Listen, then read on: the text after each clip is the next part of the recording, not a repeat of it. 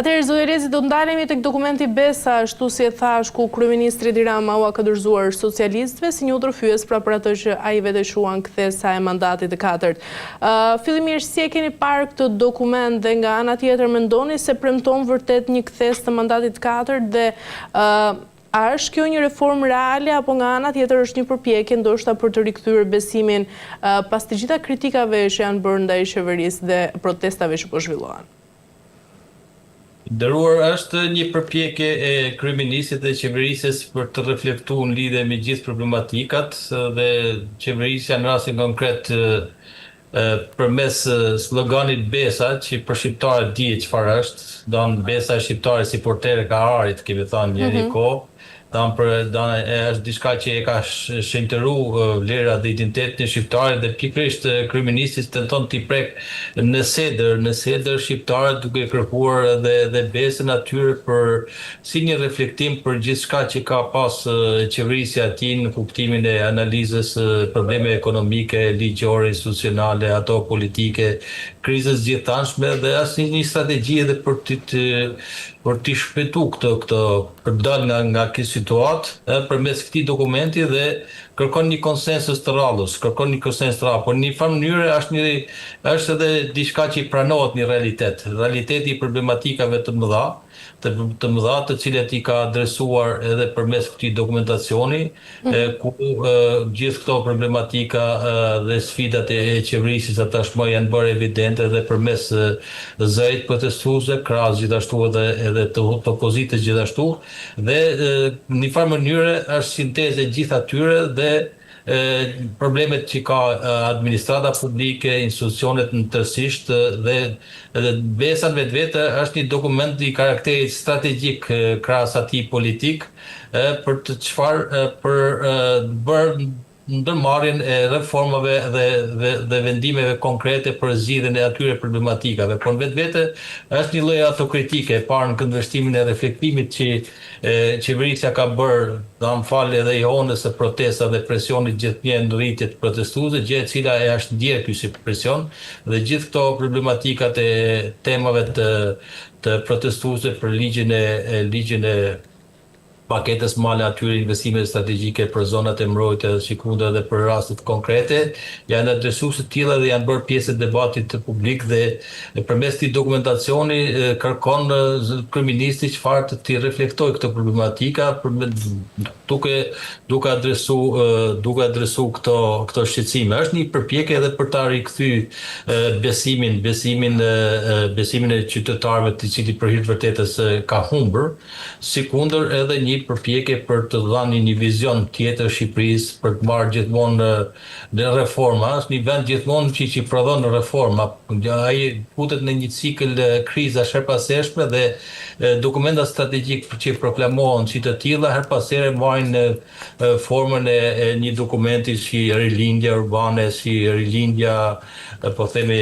që proklamu që në fillim apo në rastin konkret emri dokumentit strategjik në emrin Besa. Është një përpjekje për t'i kamufluar problemet, por që ndihet presioni. Një presioni dhe si tillë Rama kërkon të shpalos një vizion të ri për vazhdimin e qeverisës duke i kërkuar paktin me qytetarët, besimi i cilëve ka humbur për i vërtetë. Është një përpjekje si thënë për ta rikthyer këtë besim të humbur, për këtë të humbur dhe kështu si do të lexoj. Do të parë në sensin e asaj që është një krizë besimi për hir të vërtetë, gjë që i pranohet edhe përmes përmbajtjes së këtij dokumentacioni, por që vetvete përdoret më tepër si justifikim pikërisht për dalë nga kjo situatë dhe për ta shpërqendruar vëmendjen ku qeverisja është koshciente për problemet dhe si tillë kërkon të reflektojë zërin e qytetarëve dhe për t'i adresuar çështjet për zgjidhje. Zoti Lezi, duke qenë se dokumenti flet për dëgjimin e shoqërisë, pse qytetarët duhet të besojnë se këtë herë do të dëgjohen, kur nga ana tjetër shumë protesta dhe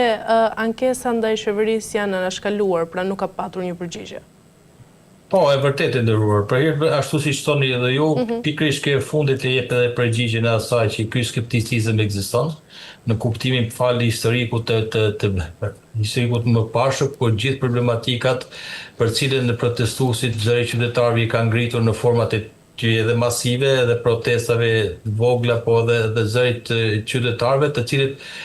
nuk janë gjezidhash, pikërisht ky skepticizëm historik i cili e bën të dyshues pikërisht realizimin e atyre pikave dhe objektivave të dokumentit të BESA dhe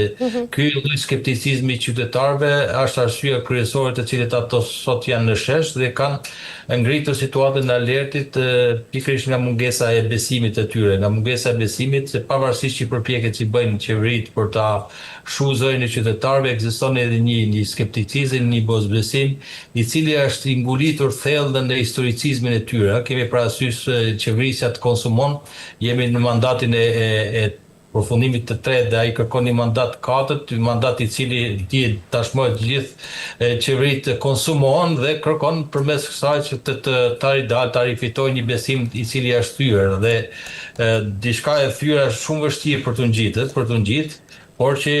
pikërisht për këtë arsye që ekziston ky mosbesim qytetar i cili ka bazë reale që vjen pikërisht edhe nga arroganca e qeverisjes, nga mosdëgjimi i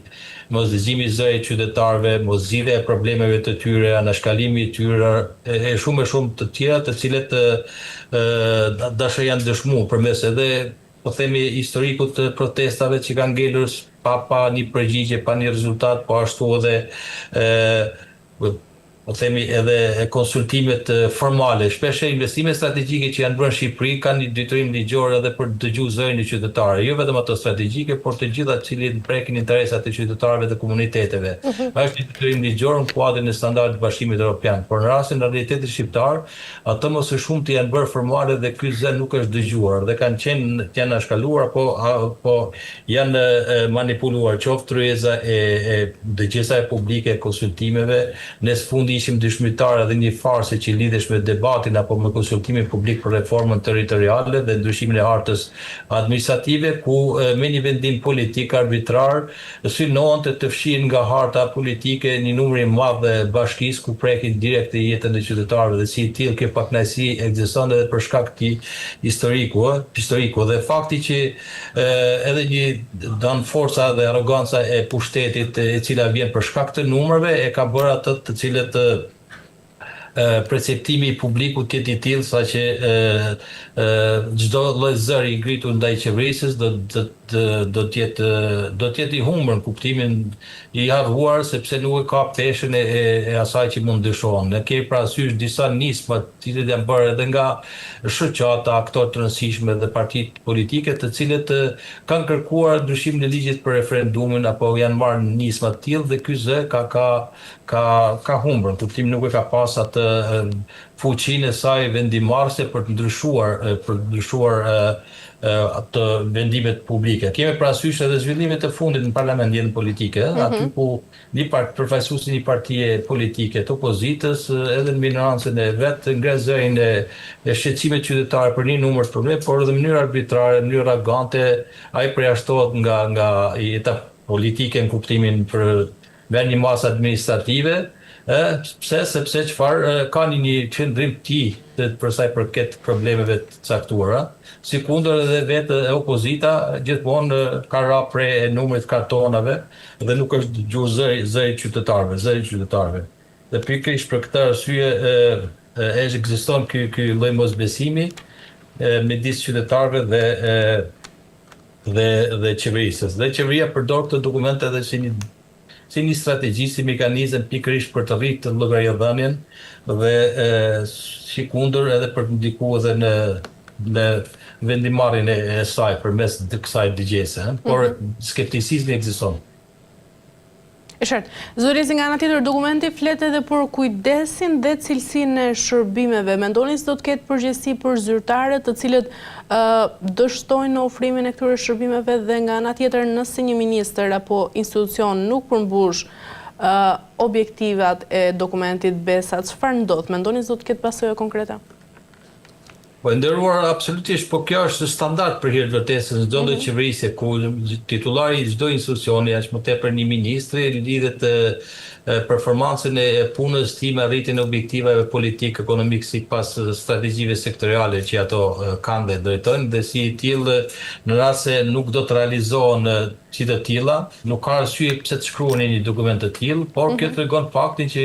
është një hendek i madh midis asaj që premtohet dhe asaj që realizohet, dhe si i tillë për të rritë edhe shkallën jo vetëm presionit, po edhe të përgjegjësisë ndukje, është parashikuar si i tillë, po kjo nuk ka arsye për të qenë i tillë, sepse automatikisht çdo kush është i larguar apo edhe i emëruar, sepse kjo varet më së shumti nga vullneti i kryeministit. Kemi një kryeminist fuqi plot, i cili vendos vetëm për çdo gjë, në kuptimin e asaj që ai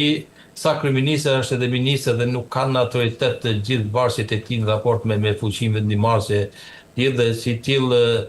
vendimet që lidhen me emërimet apo shkatërimet kanë qenë të tilla